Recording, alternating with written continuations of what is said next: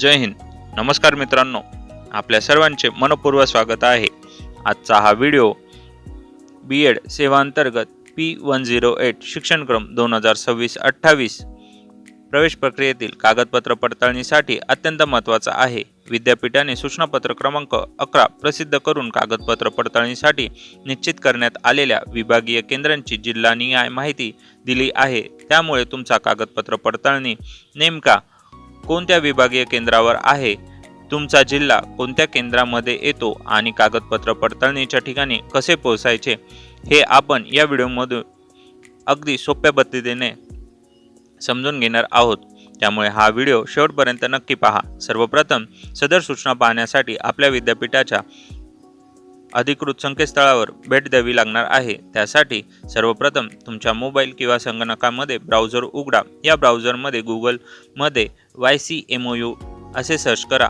पुढे येणाऱ्या स्क्रीनवर ycmou.digitaluniversity.ac असणारा पर्याय निवडा आणि पुढे येणाऱ्या स्क्रीनवर तुम्हाला यशवंतराव चव्हाण महाराष्ट्र मुक्त विद्यापीठाचे अधिकृत संकेतस्थळ दिसणार आहे. या संकेतस्थळावर तुम्हाला स्क्रीनवर दाखवल्याप्रमाणे ॲडमिशन किंवा क्लिक हिअर ॲडमिशन हे पर्याय दिसतील.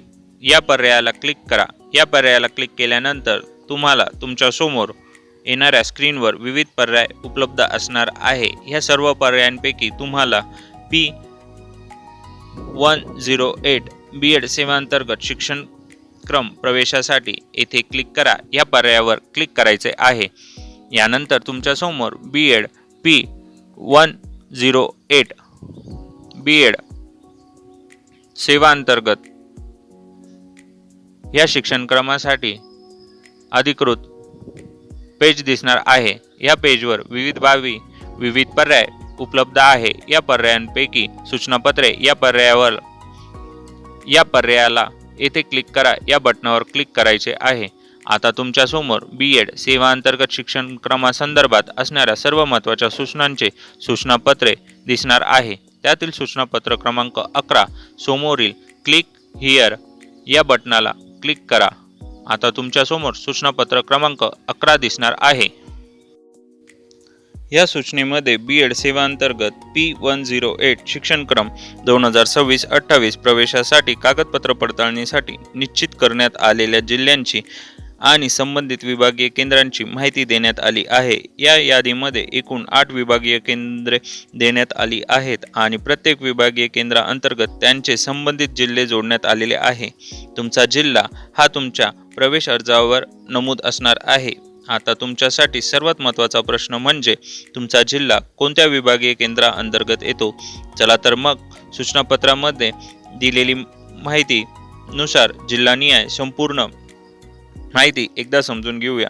सर्वप्रथम अकोला, अमरावती, बुलढाणा, यवतमाळ आणि वाशिम हे जिल्हे अमरावती विभागीय केंद्राअंतर्गत येतात. म्हणजेच या 5 जिल्ह्यांमधील पात्र अर्जदारांची कागदपत्र पडताळणी अमरावती विभागीय केंद्राशी संबंधित असेल. पुढील छत्रपती संभाजीनगर, बीड, जालना, धाराशिव हे जिल्हे छत्रपती संभाजीनगर विभागीय केंद्राअंतर्गत येतात. त्यामुळे या 4 जिल्ह्यांची पात्र अर्जदारांची कागदपत्र पडताळणीसाठी छत्रपती संभाजीनगर विभागीय केंद्राची माहिती तपासायची आहे. यानंतर मुंबई उपनगर, मुंबई शहर, रायगड, ठाणे आणि पालघर हे जिल्हे मुंबई विभागीय केंद्राअंतर्गत येतात. त्यामुळे या जिल्ह्यांमधील पात्र अर्जदारांची कागदपत्र पडताळणी मुंबई विभागीय केंद्राशी संबंधित असेल. पुढे भंडारा, गोंदिया, चंद्रपूर, गडचिरोली, नागपूर आणि वर्धा हे जिल्हे नागपूर विभागीय केंद्राअंतर्गत येतात. म्हणजेच या जिल्ह्यातील पात्र अर्जदारांनी नागपूर विभागीय केंद्रांची माहिती तपासायची आहे. यानंतर धुळे, जळगाव, नाशिक आणि नंदुरबार हे जिल्हे विभागीय केंद्राअंतर्गत येतात. त्यामुळे या 4 जिल्ह्यातील पात्र अर्जदारांनी कागदपत्र पडताळणीसाठी नाशिक विभागीय केंद्राची माहिती तपासायची आहे. पुढे पुणे, अहिल्यानगर, सातारा, सोलापूर हे जिल्हे पुणे विभागीय केंद्राअंतर्गत येतात. त्यामुळे पुणे, अहिल्यानगर, सातारा आणि सोलापूर जिल्ह्यातील पात्र अर्जदारांनी पुणे विभागीय केंद्राशी संबंधित कागदपत्र पडताळणीची माहिती तपासायची आहे. त्यानंतर सांगली, रत्नागिरी, सिंधुदुर्ग, कोल्हापूर हे जिल्हे कोल्हापूर विभागीय केंद्राअंतर्गत येतात. त्यामुळे या 4 जिल्ह्यातील पात्र अर्जदारांनी कोल्हापूर विभागीय केंद्राची माहिती तपासायची आहे. आणि शेवटी लातूर, नांदेड, परभणी आणि हिंगोली हे जिल्हे नांदेड विभागीय केंद्राअंतर्गत येतात. त्यामुळे या जिल्ह्यातील पात्र अर्जदारांनी नांदेड विभागीय केंद्राची माहिती तपासणे आवश्यक आहे. आता मित्रांनो, ही जिल्हानिहाय माहिती लक्षात ठेवणे अत्यंत सोपे आहे. तुम्ही कोणत्या जिल्ह्यातून B.Ed प्रवेश अर्ज भरला आहे, तो जिल्हा तुमच्या प्रवेश अर्जावर नमूद असेल तो जिल्हा या यादीमध्ये शोधायचा आणि त्याच रकान्यात तुमच्या जिल्ह्यासमोरील दिलेले विभागीय केंद्र पाहायचे.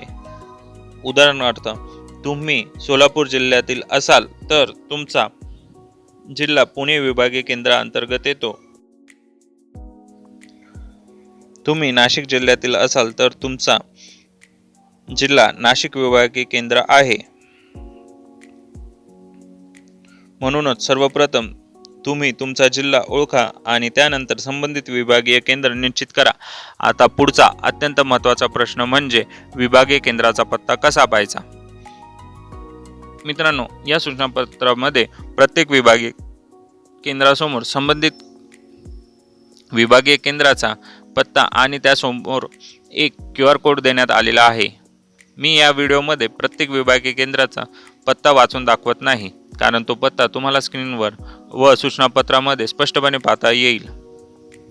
तुमच्या संबंधित विभागीय केंद्राच्या समोर दिलेला पत्ता स्क्रीनवर पहा आणि त्याच रांगेमध्ये दिलेला QR कोड तुमच्या मोबाईलमधून पाहून स्कॅन करून तुम्ही तुमच्या कागदपत्र पडताळणीच्या ठिकाणी माहिती मॅपवर मिळवू शकतात.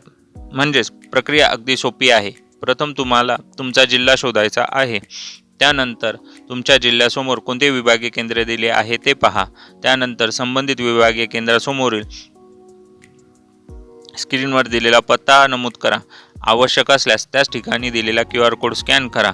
QR कोडच्या माध्यमातून तुम्हाला संबंधित ठिकाणची माहिती मिळून कागदपत्र पडताळणीच्या केंद्रावर पोहोचण्यास मदत होईल. आता मित्रांनो, येथे आणखीन एक महत्त्वाची सूचना आहे. केवळ विभागीय केंद्राचे नाव माहिती असणे पुरेसे नाही. तुम्ही तुमच्या जिल्ह्याच्या वेळापत्रकानुसार कागदपत्र पडताळणीची तारीख आणि वेळ देखील तपासणे आवश्यक आहे. कारण विभागीय केंद्र निश्चित झालेले असेल तरी कागदपत्र पडताळणीसाठी तुम्हाला दिलेली तारीख आणि वेळ त्यानुसारच तुम्ही संबंधित ठिकाणी उपस्थित राहणे आवश्यक आहे. म्हणून तुमची प्रक्रिया अशी असावी. सर्वप्रथम B.Ed P108 प्रवेश प्रक्रियेमध्ये तुम्ही तुमच्या जिल्ह्यातून प्रवेश अर्ज भरला आहे तो जिल्हा निश्चित करा. त्यानंतर सूचनापत्र क्रमांक 11 मध्ये दिलेल्या जिल्ह्यान्याय यादीमध्ये तुमचा जिल्हा शोधा. जिल्ह्यासमोर दिलेले विभागीय केंद्र नमूद करा. तुमच्या विभागीय केंद्रासमोर दिलेला पत्ता नमूद करा. पुढे दिलेला QR कोड स्कॅन करून तुमचे कागदपत्र पडताळणीचे स्थान, पत्ता माहिती समजून घ्या. त्यानंतर तुमच्या कागदपत्र पडताळणीची तारीख आणि वेळ तपासा. कागदपत्र पडताळणीसाठी आवश्यक असलेले सर्व मूळ कागदपत्रे आणि छायांकित संच व्यवस्थित तयार ठेवा.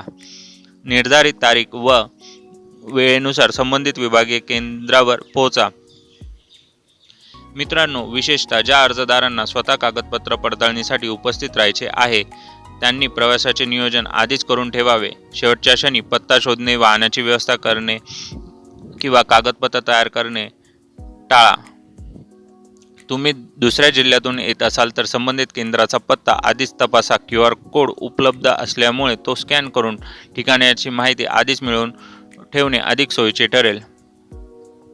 आणखीन एक महत्त्वाची गोष्ट म्हणजे जर तुम्ही स्वतः उपस्थित राहू शकत नसाल तर विद्यापीठाने दिलेल्या नियमानुसार अधिकारपत्राद्वारे प्रतिनिधी पाठवणार असाल तर त्या संदर्भात स्वतंत्र सूचना आणि अधिकारपत्राची प्रक्रिया देखील काळजीपूर्वक तपासा. त्या प्रक्रियेनुसार प्रतिनिधीने आवश्यक कागदपत्रासह संबंधित विभागीय केंद्रावर उपस्थित राहणे आवश्यक आहे. याबाबतचा या संदर्भातला व्हिडिओ मी आधीच तयार करून आपल्या चॅनलवर प्रसिद्ध केला आहे, तरी तो व्हिडिओ तपासा. त्यातून बरीच माहिती तुम्हाला मिळणार आहे. मित्रांनो, कागदपत्र पडताळणीच्या आधी तुमच्या बाजूने 3 गोष्टी पूर्ण असणे अत्यंत महत्त्वाचे आहे. पहिली गोष्ट म्हणजे तुमचा जिल्हा आणि विभागीय केंद्र निश्चित असले पाहिजे. दुसरी गोष्ट म्हणजे कागदपत्र पडताळणीची तारीख आणि वेळ निश्चित असली पाहिजे. तिसरी गोष्ट म्हणजे कागदपत्रांचा संपूर्ण संच तयार असला पाहिजे.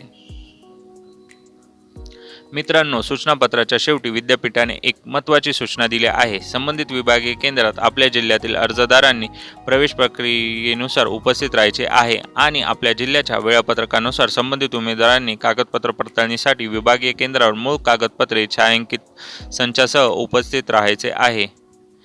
त्यामुळे केवळ ही माहिती ऐकून थांबू नका.